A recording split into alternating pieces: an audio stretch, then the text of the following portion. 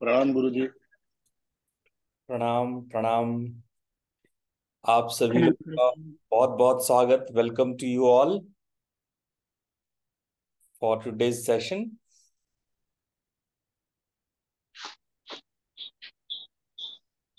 प्रणाम गुरु जी। प्रणाम प्रणाम प्रणाम प्रणाम गुरुदेव। प्रणाम प्रणाम प्रणाम गुरु जी। प्रणाम। प्रणाम गुरुजी। प्रणाम प्रणाम गुरु गुरुजी। जी। गुरुजी। प्रणाम गुरु जी। प्रणाम। नमस्ते जी। नमस्ते। तो आप प्रणाम गुरु। तैयार हैं कल की जो कहानी हमने बताई थी उसका आगे वर्णन सुनने के लिए? जी गुरु जी। गुड। हम तो कल भी सुनना चाहते थे, लेकिन कल आपने आधी ही छोड़ दिया। नहीं, समय मैंने सोचा कि अभी आधे घंटे लेके चलते हैं। जैसा जैसा आप लोगों जी। को लगेगा कि नहीं, समय बढ़ाना चाहिए, तो हम समय बढ़ा देंगे। और आप सभी लोग की इच्छा होगी कि नहीं है, आप 1 घंटे करें तो मैं इसको 1 घंटे कर दूंगा। ठीक है, तो आप अपनी राय को लिखें। ठीक है गुरु जी। मैंने कहानी का छोटा सा इंडेक्स भी बनाया है, और इससे कहानी मेरे सामने भी रहेगा तो मुझे बताने में भी आसानी रहेगा, और आप लोग एक सीरीज से ये पूरी कहानी देख सकते हैं।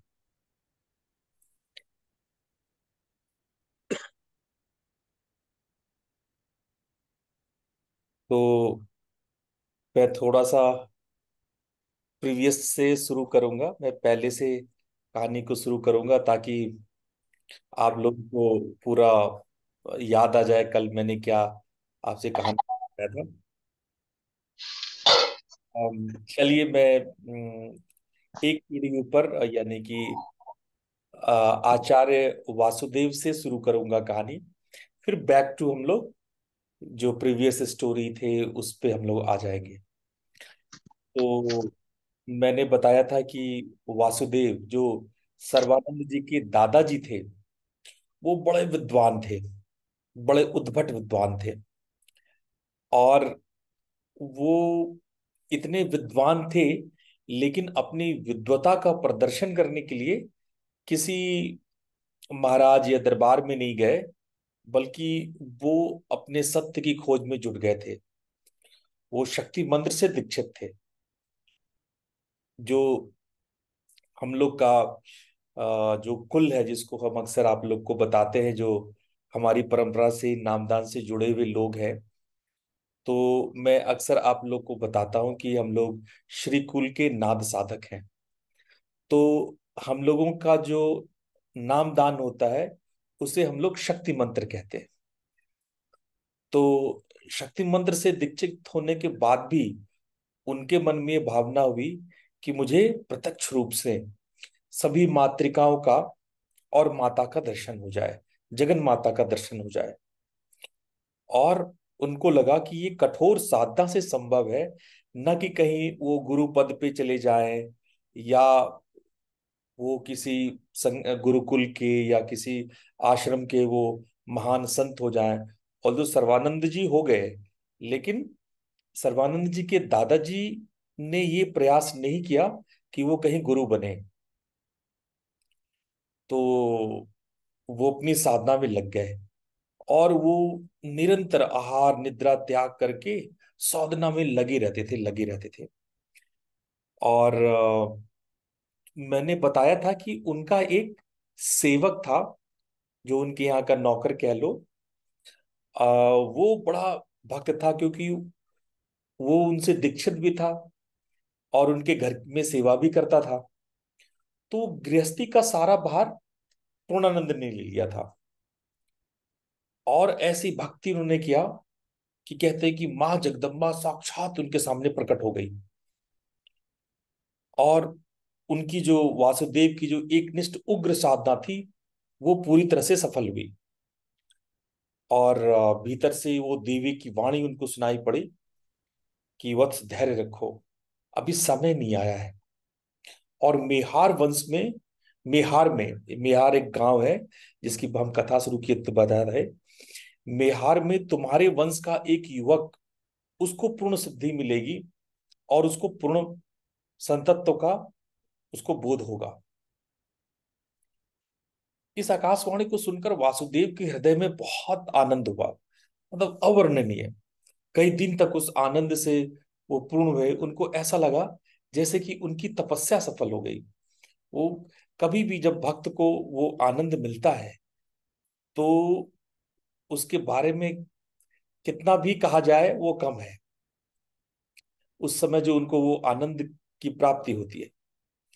तो लेकिन एक बात थी जो उनके मन में थी, एक कसक कह लो, कि मेरे साधना का फल मेरे आने वाले वंश में किसी को मिलेगा, और मेरी साधना का फल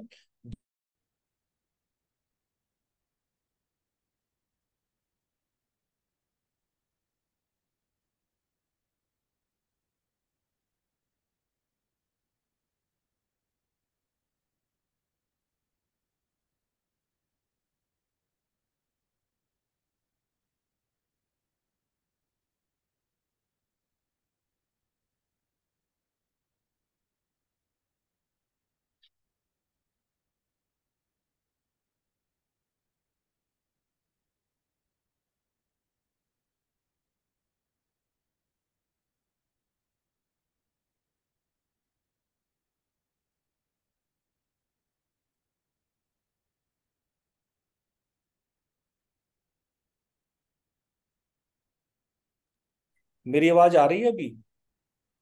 हाँ जी। Okay okay okay. हाँ, कुछ टेक्निकल। तो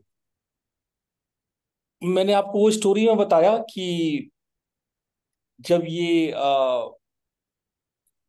इस विषय को सोच ही रहे थे तो एक बार ये दर्शन के लिए कामाख्या धाम आए हुए थे। और कामाख्या धाम में उनको एक व्यक्ति शिवानंद जी से भेंट हुआ। शिवानंद जी से बातचीत होने लगी तो शिवानंद जी बताया कि मैं बिहार से हूँ। तो बड़ा आनंद उसको आया, क्यों? क्योंकि देवी ने उनको कहा था कि बिहार में उनको मुक्ति होगी। तो वो उनके अंदर वो उस प्रसन्नता से वो मेहार की तलाश में कहाँ कहाँ घूमे भटके। आज वही मेहार उनके निकट, उनके आंखों के सामने उपस्थित है। तो वहीं पर देवी दर्शन देंगी, मेरे किसी वंशज को दर्शन देगी और मेरी मनोकामना पूरी होगी। तो ऐसा करके उन्होंने कहा कि पिछले कई दिनों से कामाख्या देवी की कृपा से मेहार के बारे में चिंतन कर रहा था, और मैं वहां जाकर के रहना चाहता हूँ, निवास करना चाहता हूँ। कोई व्यवस्था हो सकती है क्या? तो योगी की बात सुनकर के शिवानंद जी थोड़ा विस्मित हो गए, फिर कहे कि क्यों नहीं, आप जैसे साधक का हमारे यहाँ तो बहुत स्वागत होगा। हम लोग बहुत गौरव का अनुभव करेंगे और हम आपकी पूरी व्यवस्था भी करेंगे। हम लोग नवाब लोग हैं, हमारा अपना राजवंश है। तो उन्होंने धर्म चर्चा की, और शिवानंद काफी अ, धार्मिक, और उन्होंने काफी अध्ययन किया हुआ था। पुस्तकों का उनको काफी अध्ययन था, शास्त्रों का। लेकिन वासुदेव उनसे भी कहीं आगे थे। तो उनको बड़ा वो हुआ कि अच्छा है कि इस जैसे लोग हमारे यहाँ ये आए, तो क्या बात है। तो उन्होंने उनको बुलाया कि हाँ बिल्कुल आप आए हमारे यहाँ वास करें। और कहते हैं कि मेहार में वासुदेव सपरिवार बस गए थे। उधर शिवानंद को तो जैसे स्वर्ग मिल गया। वासुदेव को साधना करने के अलावे जितना भी समय मिलता तो उसमें शिवानंद से धर्म पे, दर्शन पे विचार मस करते थे। शिवानंद राजा थे वहां के, तो उनके दरबार में वो सभा पंडित नियुक्त हुए थे। अच्छा, अब थोड़ा सा पूर्णानंद के बारे में, क्योंकि पूर्णानंद का बहुत इंपॉर्टेंट रोल है। पूर्णानंद जो है वो उनके सेवक थे, और उनसे गुरु मंत्र लेकर के बहुत सारी साधनाएं उनसे करने लगे थे। और वो भी अपनी साधना धीरे धीरे ऊंचा करते जा रहे थे। तो इस तरह से साधना करते करते एक दिन उनको भी भीतर से आवाज आई कि मेहार के पास एक जंगल है, वहां पर एक जीन का वृक्ष है और उसके नीचे कोई शिवलिंग है। तो ये जाकर के ये अपने मालिक को बताया। मालिक बड़े खुश हुए। वहां जाकर के उन्होंने देखा तो सच में एक प्राचीन स्थान था और वहां पर वो एक शिवलिंग था। वहीं पर वो साधना करने लगे और उन्होंने तरह तरह की साधना की भी और पूर्णानंद को भी सिखाया। तो लेकिन इस बात से वासुदेव को थोड़ा थोड़ा आघात हो रहा था कि उनको पूर्णता नहीं मिल पाएगी, उनको मोक्ष नहीं मिलेगा पूर्ण रूप से। और उन ये उनके किसी वंश को भी, वंशधर को ही मिलेगा। तो एक दिन उन्होंने उस पूर्णानंद को बुलाया और कहा कि पूर्णा, सब समाप्त हो गया। अब इस नश्वर शरीर को मैं शीघ्र ही त्याग कर दूंगा। मेरा कार्य समाप्त हो गया। मुझे पुनर्जन्म लेकर के नए सिरे से देवी को प्रसन्न करना पड़ेगा, तब मैं जा करके उनका दर्शन करने लगेगा, कर सकूंगा। तो पूर्णानंद अपने मालिक का, अपने स्वामी की बात सुन करके एकदम फपक के रोने लगा कि स्वामी, आप नहीं रहोगे तो मेरा भी रहना व्यर्थ है। मेरा जन्म तो आपकी सेवा के लिए हुआ है। अगर आप मुझे ज्ञान ना देते तो इन चरणों की सेवा करने का सौभाग्य मुझे प्राप्त ना होता। तो वासुदेव बोले, "अरे नहीं नहीं पूर्णा, तू चिंता मत कर। तुझे जो सिखाया है तू करता चल। अभी तेरा कार्य पूर्ण नहीं हुआ, अभी तुझे बहुत कुछ करना है। मैं पुनर्जन्म लेकर के तेरे पुण्य प्रताप से आगे अग्रसर होऊंगा। तू चला जाएगा तो मेरा सारा श्रम, मेरी सारी आकांक्षाएं नष्ट हो जाएंगी। इसलिए पूर्णा, तू बाधा मत बन। अगले जन्म में एकमात्र तू ही मेरा सहायक होगा। मैं सर्वदा सूक्ष्म रूप से तेरे साथ रहूंगा, इसलिए शोक करने की जरूरत नहीं है। मैं केवल शरीर का त्याग कर रहा हूं, मेरा मन यहीं रहेगा। जा, चला जा।" उसके बाद जो है, स्वामी की आज्ञा करके पूर्णानंद अपने गुरु को छोड़ के चल पड़ा। पीछे से स्वामी जी की जोर शोर से वही मूल मंत्र, हमारे श्रीकुल में जो मूल मंत्र है, आप नामदानियों को आगे पता लगेगा, वो वो एक उच्च गुंज की मंत्र है जिसमें ओम प्रत्यालाली ढय प्रधान तार्थ तांगी शवहृद घोटार घास प्रदा खड़े गंदी वृक्ष करक्ष परगंग भुजा हुंकार बीजोद्भवा खरवा नील विशाल पिंगल जटा जूटैक नरयुता जाड्डंग रस्य कपाल के त्रिजगताम हत्युर तारा स्वयं, ऐसे करके मंत्र है। तो इस तरह की उनको आवाजें सुनाई पड़ी, पीछे से आ रही थी तेज तेज। और पूर्णानंद वापस लौट आए। उनको देख करके जो पूर्णानंद के पुत्र थे, यानी कि सर्वानंद जी के पिताजी, उनका नाम था शंभुनाथ। तो शंभुनाथ ने पूछा कि अरे बाबूजी कहाँ रह गए, कहाँ कहाँ छोड़ा है बाबूजी को। तो ये रोता रोता सब बताया कि ये पूरी कहानी है और बाबूजी ने ऐसे ऐसे परिव्रज्या ले लिया, अब वो नहीं आएंगे। उन्होंने पूरी बात तो नहीं बताई क्योंकि वो बताने के लिए मना किया था, बस केवल ये बोला कि गुरुदेव ने परिव्रज्या ले ली है, अब वो लौट के नहीं आएंगे। और पूर्णानंद जो है, वो जो साधना उसको सिखाया गया था, पूर्णानंद उस साधना में लगा रहा।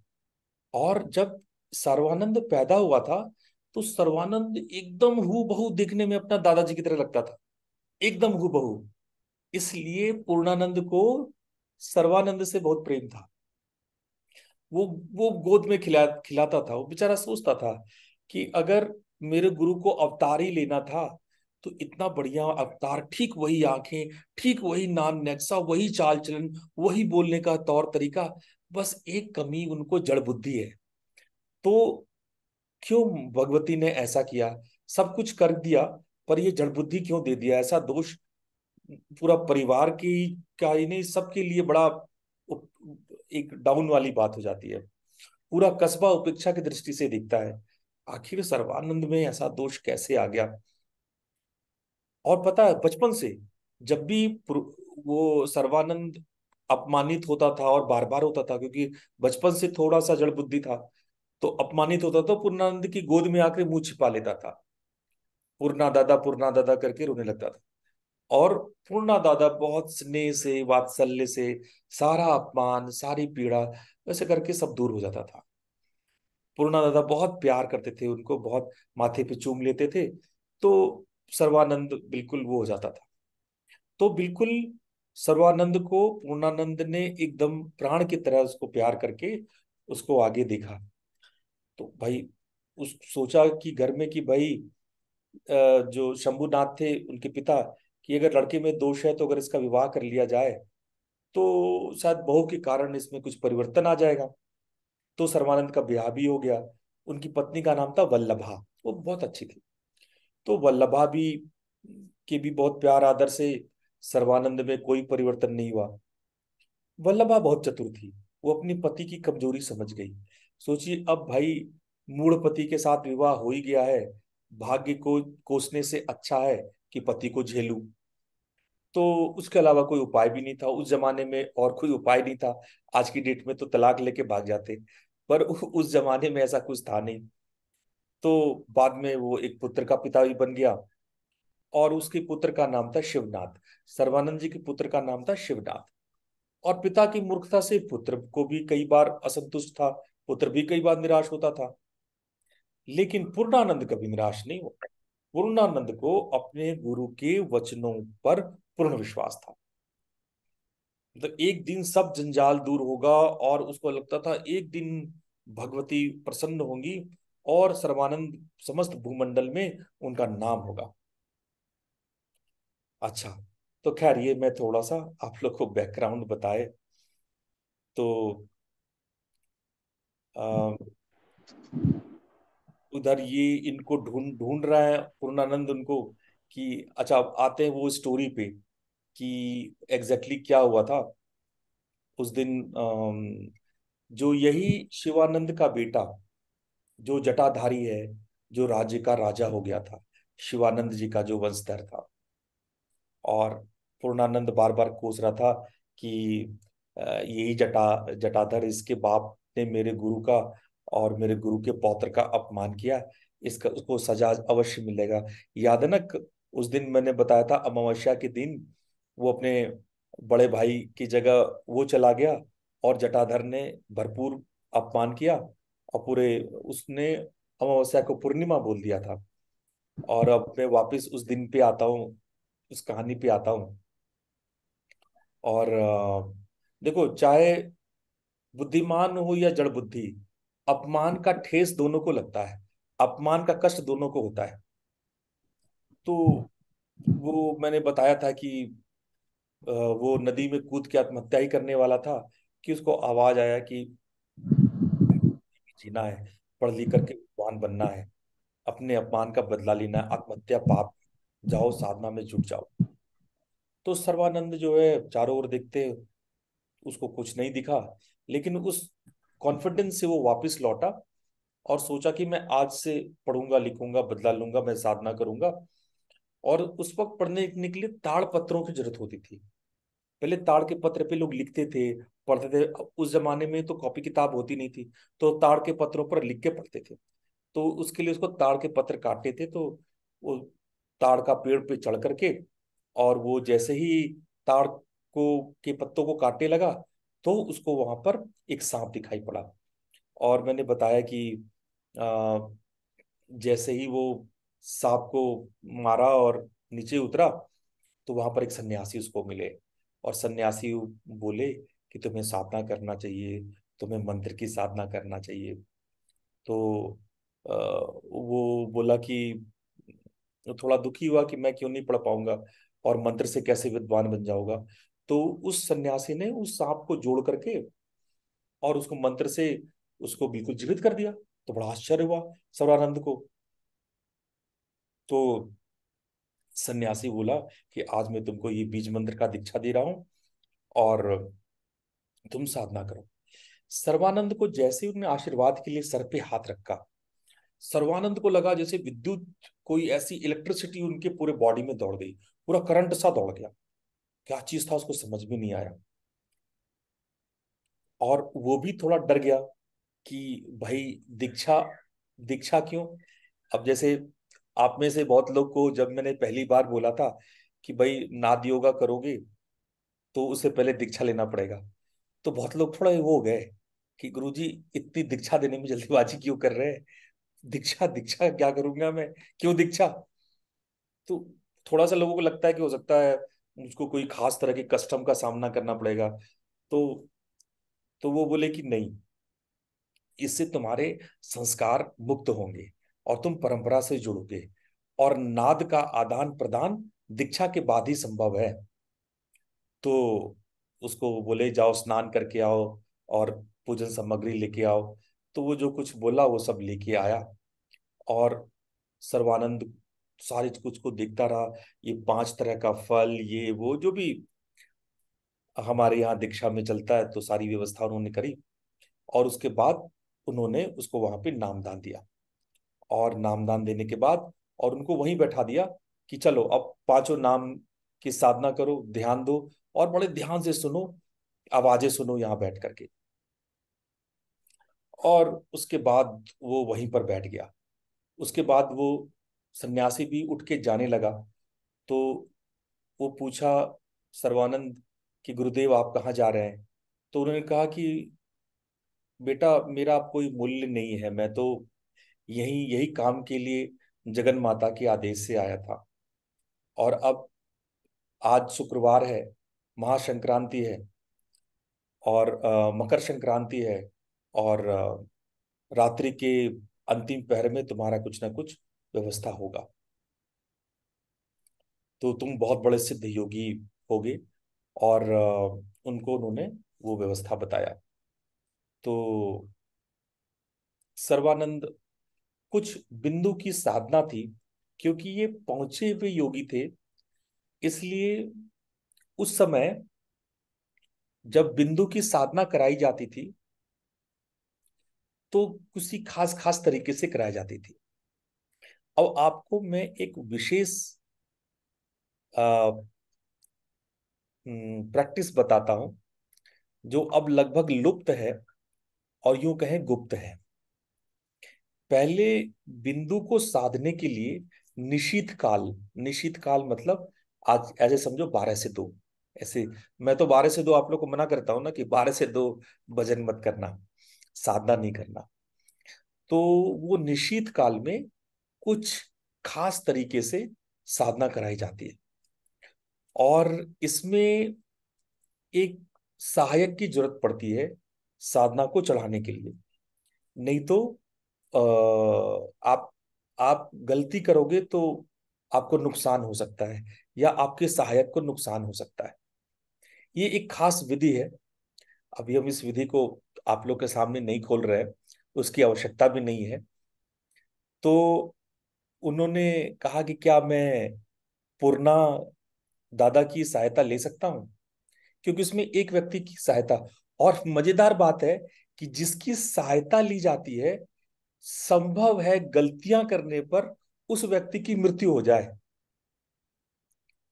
जो सहायक होता है, नॉर्मली गुरु करते हैं ऐसा, गुरु के साथ बैठ के होता है। क्योंकि अगर उस वक्त साधक ने गड़बड़ी किया तो जो उसके सहायक है उसकी मृत्यु हो जाती है। वो कुछ विशिष्ट है, इसीलिए गोपनीय है, ये बताई नहीं जाती है। तो उस समय जो ऐसे उच्चतर साधक थे जिनको एक ही बार में नामदान देकर के बिंदु खोला जाता था उस टाइम में, तो वो साधना कराई जाती थी। तो वो एक प्रोसेस था। तो उन्होंने कहा कि क्या मैं पूर्णा दादा की हेल्प ले लूं। तो सन्यासी बोला कि हाँ ठीक है भाई, मेरा काम तो समाप्त हो गया है, और उसके अलावे आपको ही स्वयं करना है, आप जिसको चाहो आप सहयोग ले लो। और उसी समय पूर्णा दादा उसको खोज लेते, मतलब जिस समय ये बात हुई सन्यासी निकला नहीं, ऐसा दैवीय संयोग था कि पूर्णा दादा भी खोज रहे थे, चिल्ला रहे थे सर्वानंद सर्वानंद कहाँ, सर्वा तू कहाँ है, सर्वा तू कहाँ है। और उसी समय पूर्णा और सर्वा मिलते हैं। और बूढ़ा बेचारा, बूढ़ा पूर्णानंद उसको कलेजे से लगा के कहते हैं, कहाँ चला गया था बेटा, मैं तो दोपहर से तुम्हें खोज खोज के हैरान परेशान हो गया, तूने खाना नहीं खाया। फिर उसका कपड़ा देखते हैं गीला हो गया, अरे तुम्हारे कपड़े कैसे गीले हुए।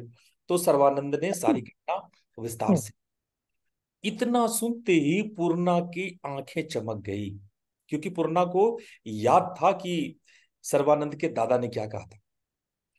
और कभी भी सर्वानंद इस तरह से बातें नहीं करता था। सर्वानंद तो बिल्कुल भोंडा बात कर, मतलब बिल्कुल बुद्धू जैसी बातें करता था। पर आज वो बड़ी मतलब ऊंची ऊंची बात कर रहा है। तब पूर्णानंद को विश्वास हो गया कि अब उसके गुरु जो वासुदेव, जो इनके दादाजी थे, वो अपने मूर्त रूप को धारण करेंगे। और वो सोचा, मैं इतनी दिन से इसी बात की प्रतीक्षा कर रहा था। उसने कहा कि बाबा तुम खड़े रहो, बेटा तुम खड़े रहो। वहां पे बेटे को बाबा कहते हैं बंगाली में। जो बच्चा होगा ना, छोटा बच्चा, उसको बाबा बोलेंगे। तो वो बोला, बाबा तुम यहीं खड़े रहो और मैं आता हूं जल्दी से।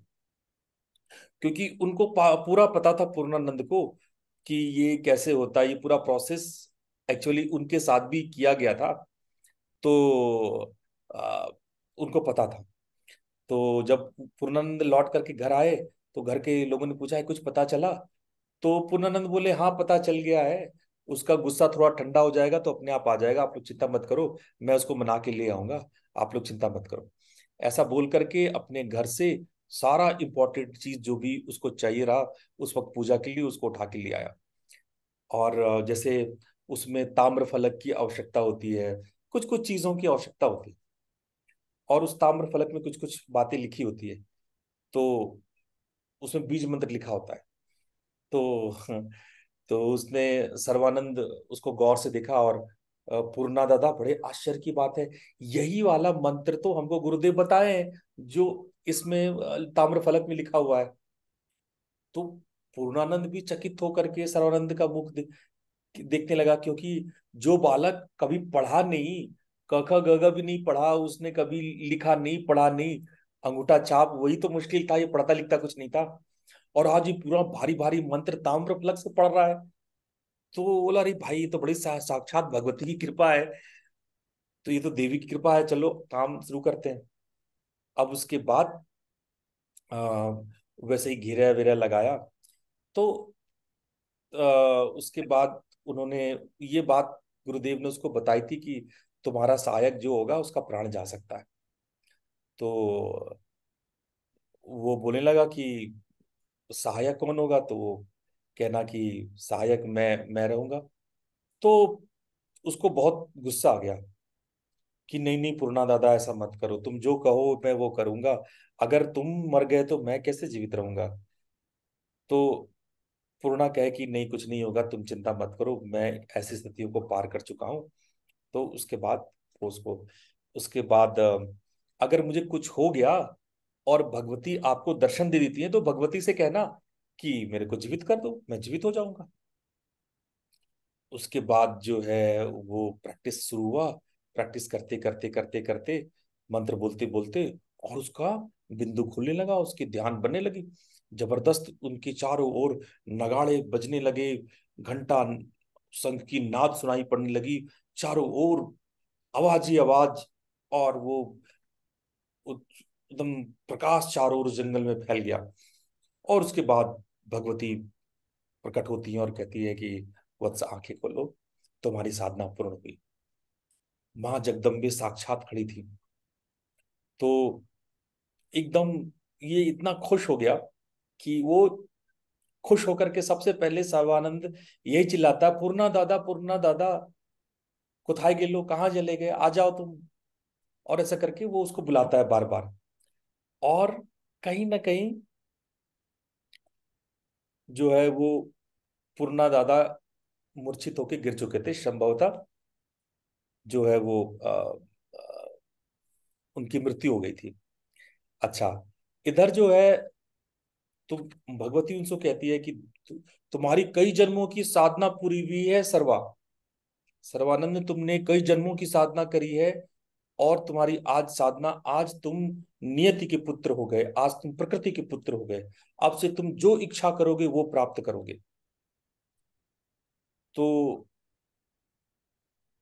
सर्वानंद बहुत गदगद होके कहा कि माँ, मैंने तो आपका दर्शन करके सब कुछ पा लिया, अब मेरी इच्छा है कि आप मेरी पूर्णा दादा को होश में ला दो। तो तो भगवती उसके चालाकी को समझ गई। मतलब उसके दिमाग को अब वो जड़ बुद्धि तो रहा नहीं। तो देवी ने अपने अंगूठे को उस पूर्णा पे रख दिया और पूर्णा जीवित हो गया। और उसके बाद उनके भी, पूर्णा के भी देवी के दर्शन हो गए। और पूर्णा भी एकदम रोने लगा और कहा कि माँ, आपकी कृपा से यदि वासुदेव जी मेरे गुरु ना बनते तो मुझे सौभाग्य नहीं मिलता। और गुरुदेव ने कहा था कि एक दिन तुझे देवी के दर्शन जरूर होंगे।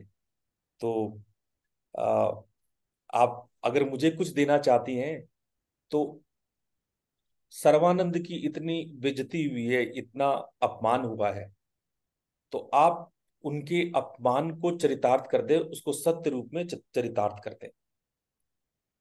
तो देवी बोली ऐसा ही हो।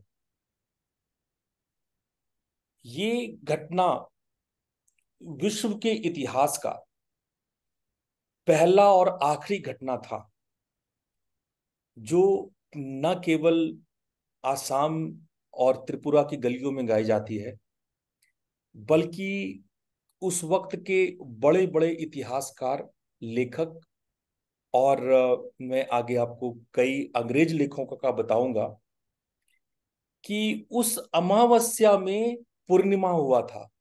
उस अमावस्या में पूरी चांद निकल आई थी चौथे पहर में।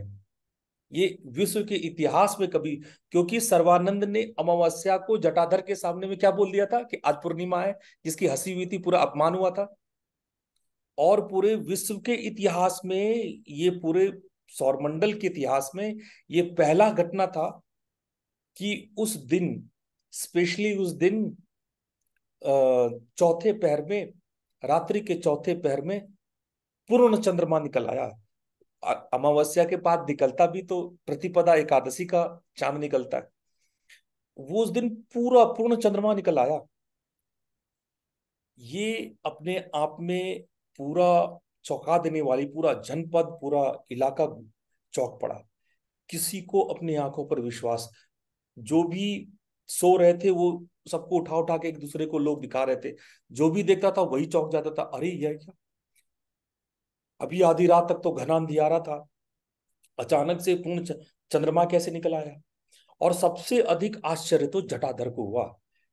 नींद खुल जाने के बाद से वो बराबर जागते रहे, वो सोचने लगे क्या सर्वानंद ने ठीक कहा था? क्या वास्तव में आज पूर्णिमा है? आधी रात तक तो अमावस्या थी, सो जाने से पहले चांद का कोई पता नहीं था। सारा लोग वहां पो, सारी भीड़ जो है, सारी जनता सड़क पे आ गई। सारी जगह चर्चा का विषय हो गया। सब लोग जो है धीरे धीरे धीरे सब दबे पांव जो सर्वानंद के घर जुड़ने लगे। चर्चा होने लगी, बातें होने लगी। जब पता लगा कि सर्वानंद रात भर लौटे नहीं है, तो और भी सबको चिंता हुई। ये संसार के इतिहास का, प्रकृति का सबसे अद्भुत घटना माना जाता है। तो जटाधर ने सोचा कि भाई, जिस व्यक्ति ने अमावस्या को पूर्णिमा कहा है, संभवतः सर्वानंद ही उस इसका कारण बता सकता है। और जो है सारे घर में, सारे परिवार में भी ये चर्चा का विषय हो ही गया था। उसके बाद सुबह सुबह जब सब लोग, सर्वानंद तब तक अपने कमरे में आ गए, घर आ गए थे। घर आकर के अचानक से वो पुराने पुराने शास्त्र निकाल लिए और लगे पढ़ना शुरू। उनके चेहरे से अपूर्व आभा निकल रही थी। घर वाले सब खिड़कियों से, दरवाजे से झांक झांक के सर्वानंद को देख रहे हैं। और जटाधर को देखते ही सर्वानंद की आवाज, जो कि जिसके मुंह से डर के आवाज नहीं निकलती थी, वो कहते हैं, कहिए राजन, कैसे शुभ आगमन हुआ आपका, कुशल है ना? सर्वानंद का रंग ढंग देख करके न केवल जटाधर, उसके बड़े भाई को भी एकदम बहुत आश्चर्य हुआ, सब विस्मय हुआ। जड़ बुद्धि वाले युवक में सहसा कैसे परिवर्तन हो गया। उसका हाव भाव बदल गया, बोलने का तरीका बदल गया। अभी तो लग ही नहीं रहा है कि कोई मूढ़ मूर्ख आदमी कह रहा है। जटाधर को भी इस गलती समझ में आ गई थी। वो घुटने के बल हाथ जोड़ के बैठ गया कि कल दरबार में मुझसे कुछ अभद्रता हो गई और इसके लिए मैं क्षमा मांगने आया हूँ। लेकिन एक शंका भी है, अमावस्या की अर्धरात्रि में सहसा पूर्णिमा कैसे हो गया, और ये आपको कैसे मालूम चला, इसका क्या रहस्य है? तो सर्वानंद कहते हैं कि यह जगत जननी की लीला है, अन्यथा अमावस्या कैसे पूर्णिमा के रूप में परिवर्तित हो सकती है? वो तो बस जगत जननी की माया है। तो ये सब समझ गए कि ये भीतर, बाहर बाहर से जड़ बुद्धि वाला हम इसको समझते रहे, ये भीतर ही भीतर प्रकांड पंडित है। तो उसके बड़े भाई, उसकी पत्नी, उसकी भाभी, उसके बच्चे सब हैरान, और उसकी ख्याति पूरी फैलने लगी एकदम, बिल्कुल सब लोग हैरान परेशान। और लगभग 10 एक महीने के बाद जब दिवाली की महानिशा आई, तो 10 महाविद्याओं ने, देवी ने उसको अपने 10 रूप में उनका दर्शन दिया, और वो पहले नाम, दूसरे नाम, तीसरे नाम, चौथे नाम को पार करते हुए 5वें नाम को प्राप्त हुए। मात्र 10 महीने की साधना में उन्होंने सारे नाम को पार करके देवी के 10 रूप का दर्शन किया। और देवी उनको प्रकट होके कहती है कि मैं तुम्हें, तुम पूर्व जन्म में क्या थे उसके बारे में भी उन्होंने उनको बताया। और ये बाद के उनके किताबों में ये वर्णन मिलता है कि वो पिछले जन्मों में क्या क्या थे, क्या क्या रूप लिया था, ये सब। अच्छा, एक और इनके कथा में, एक स्टोरी में एक कहानी है कि दोपहर का टाइम था। गांव में पहले ना चूड़ी वाले, अब तो ये सब नहीं होता है, पहले गांव में ऊपर में वो बड़ा सा डलिया रख के चूड़ी बेचने के लिए ऐसे आते थे, चूड़ी ले लो। और वो लोग चूड़ी पहनाते भी थे लेडीज को, है ना। तो वो चूड़ी वाला आया और वो चूड़ी बेच रहा है कि चूड़ी ले लो। तो वहीं पर तालाब के किनारे एक पेड़ के नीचे चूड़ी वाले ने देखा कि एक लाल साड़ी पहने एक गोरे रंग की एक सुंदर सी महिला खड़ी है, और उसके चेहरे पर सुंदर मुस्कान थिरक रहा है। पास पहुंच के ये महिला बोलती है, सुनो बेटा, तुम्हारे पास कुछ अच्छी चूड़ियां हो तो मुझे पहना दो। चूड़ी पहनने के बाद महिला बोली, अभी मेरे पास तो पैसे नहीं है बेटा, तुम एक काम करो, वो जो सामने मकान दिख रहा है वहां चले जाओ और मेरे लड़के से पैसे मांग ले आओ, तब तक मैं नहाने को जाती हूँ। तो ना जाने क्यों उस चूड़ी वाले को संदेह हुआ कि पता नहीं, ये बोल तो दी, अगर वो घर वाला पैसा नहीं दिया तो उसने पूछ दिया कि माता, अगर उन्होंने नहीं दिया तो? अरे देगा क्यों नहीं, उससे कहना कि ताके पे, ताके मतलब घर के दीवार पे छोटा सा बनाया जाता था ताकि उसमें दिया या कुछ ऐसा चीज रखा जाए, उसको ताका बोलते हैं। तो ताके के पास एक हांडी है, तो हांडी में पैसे पड़े हैं, और वो बोल देना कि वो दे देगा। तो मकान के समीप आकर के ऐसे वो चूड़ी वाला चिल्लाता है, भीतर कोई है। और भीतर से सर्वानंद किताबें पढ़ रहे थे, वो बाहर निकले। चूड़ी वाले ने कहा कि आपकी मां ने मुझे ने चूड़ियां पहनी है और दाम देने के लिए कहा है कि मेरे लड़के से जाके मांग लो। सर्वानंद ने विस्मय से पूछा, मेरी माँ? अच्छा, सर्वानंद की जो रियल मदर थी, फिजिकल मदर थी, वो बचपन में गुजर गई थी। केवल उसके पिता थे, उसकी माता बचपन में गुजर गई थी। तो चूड़ी वाले को, वो सर्वानंद को देखकर घबरा के, जब देखा कि घबराया हुआ है, तो उसने कहा, हाँ उन्होंने यही कहा था कि सामने वाले ताके पर एक हांडी है, हांडी के अंदर पैसे रखे हुए हैं। तो सारी बातें सर्वानंद को बड़ा रहस्यमय लग रहा था, और वो भीतर गया कमरे से, और जब वो हांडी उठेलता है तो सचमुच उसमें पैसा निकला, और उतना ही पैसा निकला जितना कि चूड़ी का दाम था। तब तो उसको लगा कि अरे, ये तो माता ही आई है, बहुत दिन से मैंने माता के दर्शन नहीं किए हैं, ये तो जगत माता ही होंगी, वही मुझे याद दिलाने के लिए आई होंगी। वो जाता दौड़ के वहां पर जाके धम्म से बैठ जाता है, और वो मिट्टी जमीन से उठा करके अपने पूरी बॉडी में लगाने लगता है। सर्वानंद का ये हरकत देख करके वो चूड़ी वाला भी डर गया, और वो रोने लगा सर्वानंद की माँ, तुम कहाँ चली गई, मुझे क्यों नहीं दर्शन दिया, ये चूड़ी वाले को तुमने दर्शन दिया, मेरे को क्यों नहीं दर्शन दिया? ऐसा बोल बोल करके वो एकदम फपक फपक के रोने लगा कि माँ, हमको तुम दर्शन दे दिए होते। तो कहते हैं कि उस वक्त सर्वानंद को फिर से देवी ने दर्शन दिया। वो वहीं पर लंबे समय के लिए समाधि लगाया, और उसके बाद से तो ऐसा हुआ कि वो जो बोलता था वो होता था। सब चकित रह जाता था। लोग उसके घर में, लोग बीमार लोग को लेके आते थे, वो स्पर्श कर देता था, बीमार ठीक हो जाते थे। कोई कह रहा है ठाकुर मुझे बचा लीजिए, मैं गरीब आदमी हूँ, परिवार का अकेला हूँ। और वो बाहर निकल के सर्वानंद पूछ रहे हैं, अरे भाई इतना क्यों रो रहे हो, क्या बात हो गई? भाई इनके हाथ टूट गई है। सर्वानंद हाथ पे हाथ फेरते हुए कहते, चलो उठ जाओ, चलो अब चल दो। सब लोग एक दूसरे का मुंह देखेंगे, हाथ तो पूरी तरह से हड्डी अलग अलग, कहाँ से ये ठीक हो जाएगा? इसका दिमाग खराब है। व्यक्ति जो है रो रहा है, कहाँ से कह रहे चल उठ, चल जा। तो सर्वानंद चिल्ला के गरज के बोलते हैं, अरे ठीक तो है, उठो। जब नहीं उठते हैं तो ऐसी जमीन उसको ठेल देते हैं नीचे, वो डोली से वो नीचे गिर जाता है वो आदमी। और जब वो गिर जाता है, उसका हाथ मिट्टी पे लगता है, तो वो अपने आप उसका हड्डी जुड़ जाता है, और वो उसका हाथ काम कर रहा है, हाथ मूव हो रहा है। वो खुशी से उछल के उसका सर्वानंद का पैर पकड़ लेता है। इस घटना के बाद से तो जो भीड़ उसके घर आना शुरू हुआ, उसके घर, अब कोई आ रहा है कह रहा है कि लड़का है, भाग गया, घर छोड़ के चला गया। तो भाई तुम इतना, अच्छा उसको ऐसे कोई पूछता था तो कहते, भाई तुम लड़के को इतना मारोगे तो घर से भागेगा ही? अभी तुम रो रहे हो, भाग गया है, जाके अपना खोजो। अरे ठाकुर बुला लो, मैं कसम खाता हूँ अब नहीं मारूंगा, ये वो। तो अच्छा ठीक है, अगर तुम गाली उली देना बंद कर दोगे तो वो चौथे दिन रात को अपने आप वापिस आएगा, और मेरी माँ उसको लेके आ जाएगी। पर मेरी बात याद रखना, दोबारा उसको मत मारना, पिटाई नहीं करना। तो ऐसे करके उसके पास ऐसे ऐसे लोग आने लगे, ऐसे तरह तरह की विचित्र बीमारियां, विचित्र संयोग। कभी किसी का कुछ चोरी हो गया, किसी का कोई रोग हो गया, किसी को कोई परेशानी हो गया, किसी को बच्चे नहीं हो रहे हैं, किसी को ये है, किसी को तरह तरह की वो चीजें। वो प्रसाद देता था, कभी कभी वो बबूत देता था, और कभी कभी बोलता था कि माँ आ जाएंगी, माँ आकर के ठीक कर देंगे। तो ये इस तरह से वो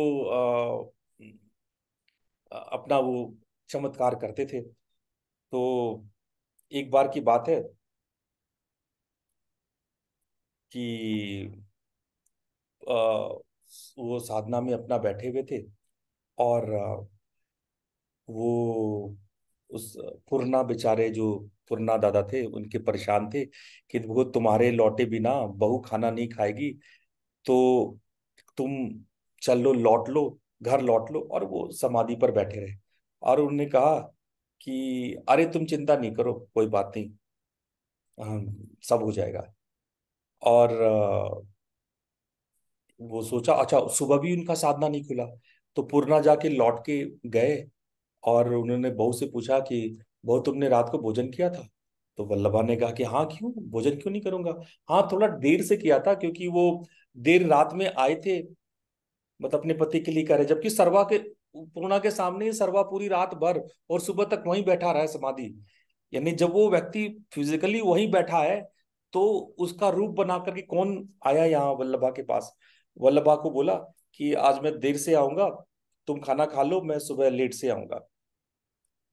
तो मैंने खाना खा लिया। तो अब ये इस तरह के चमत्कार, मतलब एक ही व्यक्ति के कई कई रूप, एक ही समय पे कई कई जगह पे होना, अब ऐसे घटनाएं उनकी बढ़ने लगी। एक, चलते चलते आज आप लोग का मैं टाइम ज्यादा ले रहा हूं, पर एक छोटी सी कहानी उनकी और सुनाऊंगा। लेकिन अभी कहानी खत्म नहीं हुआ है, कल अंत करूंगा, कहानी अभी बहुत बाकी है। ठीक है, कहानी अभी खत्म नहीं हुआ है, कहानी अभी बाकी है, पर एक छोटा सा वृतांत मैं चलते चलते आपको सुनाता हूँ। तो ये जो आपके जो वहाँ के राजा थे, मेहार के, वो वो एक दोशाला लेकर के आए थे। वो जो जटाधर थे वो कश्मीर गए थे, और कश्मीर से एक बहुत शानदार एक दोशाला लेके आए थे, कश्मीरी दुशाला, बहुत महंगा, बहुत ही महंगा शॉल था। वो शॉल लेकर के आए, बहुत ही महंगा शॉल था। वो पश्मीना होता नहीं है, पश्मीना शॉल था। तो उस वक्त भी पश्मीना शॉल उतना ही महंगा था, तो पश्मीना शॉल लेके आए थे। और तभी एक गरीब बेचारी, अ, वो ओढ़ते नहीं थे दुशाला, वो दुशाला को केवल कंधे पे रखते थे। तो एक गरीब औरत ने उनसे पूछा, ठाकुर इतनी सर्दी पड़ रही है तो आप दुशाला ओढ़ते क्यों नहीं हो? तो वो बोले कि मुझे सर्दी नहीं लगती है। तो उस गरीब औरत ने बोला कि तब ये आप मुझे दे दीजिए, मैं जाड़े में इसका उपयोग करूंगी। तो सर्वानंद जी ने उनको दे दिया। तो राह चलते सभी लोग ने सोचा, भाई इतना महंगा दुशाला, शॉल, इतना कीमती दुशाला उन्होंने जो है ऐसे गरीब को दे दिया। और ये चर्चा जो है वो चला गया जटाधर के पास। और लोगों ने जटाधर को ऐसे छोटी छोटी बातों में कहा कि भाई ये तो बड़ा अपमान हुआ महाराज आपका, तो आपने इतना कीमती आपने स्वयं भी नहीं पहना, आपने जो है वो सर्वानंद को दे दिया, और सर्वानंद ने किसी गरीब को दे दिया जा करके। तो ऐसा करके उनके जितने भी पार्षद थे, अमात्य थे, उन्होंने बड़ी उनका वो करा। तो भाई लोगों ने उनको बुलाया कि महाराज जी, सर्वानंद जी को वो जटाधर बोले कि जाओ सर्वानंद को बुला के लाओ। तो पार्षद बोले कि उसको लेके आए। तो उनसे पूछा कि ये आचार्य जी, किसी पार्षद ने ही बोला कि आचार्य जी आज दोशाला कहाँ छोड़ा है। तो वो समझ गए, वो सर्वानंद सारी बात सारी कि मुझे यहाँ क्यों बुलाया गया है। तो वो बोले कि अरे जो दुशाला तो मेरे घर पे पड़ा हुआ है। तो जटाधर इस झूठ पर और चिढ़ गए। बोले एक तो तुम झूठ बोल रहे हो, तो और तुमने किसी वरांगना को दे दिया, किसी गरीब को दे दिया, और तुम कह रहे हो कि घर पे है, और घर पे है जरा मंगवाइए, जरा मैं भी देखूं। तो सर्वानंद का भांजा था षडानंद। तो भाजा से बोला कि जाओ षडानंद, तुम जाकर के मामी से दुशाला मांग के लेके आओ। तो षडानंद जाता है आंगन में और बोलता, मामी, ओ मामी, यानी वल्लभा को, उसकी वाइफ को। भांजा था उसका षडानंद। तो बोलता है कि राजा साहब ने जो दुशाला मामा को दिया था वो दे दो। तो इतने में एक हाथ दरवाजे के अंदर से बाहर निकलता जिसमें दुशाला था, और वो फेंक करके उसको दे देता है। मामी का व्यवहार सदानंद के लिए बड़ा आश्चर्यजनक था, और उसने ये भी अनुभव किया कि ये हाथ तो मामी का नहीं है, ये तो किसी और का हाथ लग रहा है। और इतना समझने में वो थोड़ा समझ ही रहा था, इतने में वो देखता है कि बाहर से कहीं मामी जी बाहर से आ रही है। सदानंद को देख करके वो वल्लभा पूछती है, अरे सदानंद इधर कैसे आए? तो वो समझ गया कि अरे ये मामी नहीं, स्वयं माँ जगदम्बा ने अपने पुत्र की रक्षा करी है, पुत्र के सम्मान की रक्षा की है। तो वो कहता है, कुछ नहीं मामी, कुछ नहीं मामी, ऐसा बोल के भाग के गया। तो वो जा करके वहां पे राज दरबार में दुशाला सबको दिखाता है। दुशाला को ठीक से परखा, देखा, इसमें कुछ भी दिक्कत नहीं हुआ, दुशाला तो एकदम शानदार है, बढ़िया है, फर्स्ट क्लास है दुशाला। तो सब लोग हैरान हो गए। फिर तो जटाधर की आवाज बिल्कुल धीमी हो गई, बड़े मुलायम स्वर में कहते जटाधर, अरे ये कैसे हुआ ठाकुर, मैं तो अपनी गलती के लिए क्षमा चाहता हूँ। लेकिन इस बात से सर्वानंद का चेहरा कठोर हो गया।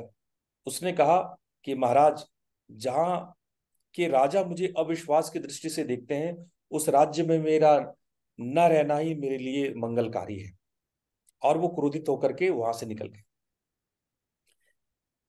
मेहार जो आज का तीर्थ है, कभी आप लोग को कभी जाने का मौका मिले त्रिपुरा, तो मेहार तीर्थ जरूर जाइएगा। अब मैं आपको वो कहानी सुनाऊंगा जब वो मेहार से बांग्लादेश जसोर जाते हैं, और जसोर से वो वाराणसी आते हैं, और कैसे इनकी दूसरी शादी होती है, कैसे इनका बेटा अत्यंत विद्वान पंडित बनता है बनारस का, कैसे वो दक्षिण से आए हुए पंडित को वो शास्त्रार्थ में हराते हैं, और कैसे वो जगत गुरु का उपाधि पाते हैं। ये सारी बात मैं आपको कल सुनाऊंगा। ये स्टोरी जो है बहुत इंटरेस्टिंग स्टोरी, आप लोग जरूर सुनना। ये अद्भुत स्टोरी है। वो बांग्लादेश से उनका वाराणसी तक जाना, और उनकी लीलाएं अनवरत चलते जाना, ये सारी कहानी मैं आपको कल सुनाऊंगा। हम उम्मीद देखो यही कर रहे हैं कि योगियों की इस कथा को आप पूरे भाव से सुने, ऐसी कल्पना करके सुने कि आप उस जमाने में आप आ गए हो, वैसा भाव करके आप सुनोगे तो आपको बड़ा आनंद आएगा। और जब उस भाव से हम अपने पूर्वजों के प्रति वो श्रद्धा दिखाएंगे, वो प्यार दिखाएंगे, तो उनका आशीर्वाद भी हम सबको मिलेगा। तो आज इतना ही। हम आप लोगों से फिर कल मिलते हैं। प्रणाम। प्रणाम गुरु जी। प्रणाम गुरुजी। प्रणाम गुरु जी। प्रणाम गुरुजी। प्रणाम गुरुदेव। प्रणाम प्रणाम प्रणाम गुरुजी। प्रणाम प्रणाम प्रणाम राम गुरु जी। प्रणाम गुरुदेव। प्रणाम प्रणाम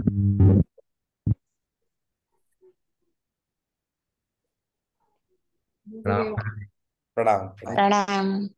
प्रणाम भिंडू